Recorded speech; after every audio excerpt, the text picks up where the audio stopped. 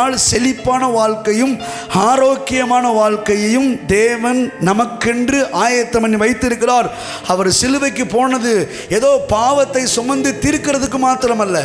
Bible சொல்லுது, பாவமில்லாத அவர் நமக்காக பாவம் ஆனார். அதுபோல தரித்திரமே இல்லாத ஐஸ்வர்ய சம்பன்னர் நமக்காக சிலுவையிலே தரித்திரரானார்.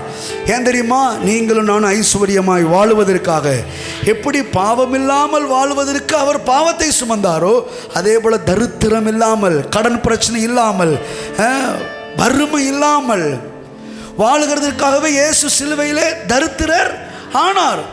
அவர் ஆசீர்வதிக்கப்பட்டவர், ஆசீர்வாதத்தின் ஊற்று. அப்படிப்பட்ட ஆசீர்வாதத்தின் ஊற்று நமக்காக சிலுவையிலே சாபமானார். அந்த கேடு அடைந்தார். தரித்திரத்தின் கோலம் என்றால் அவரைத்தான் பார்க்கணுமா பாருங்க. இன்னைக்கு நம்ம வாழ்க்கையில் பார்க்கிற தரித்திரங்கள் எல்லாம் தரித்திரம் அல்ல.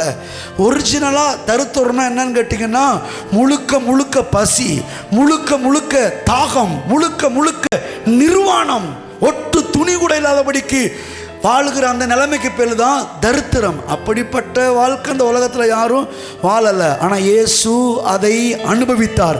ஏன் தெரியுமா?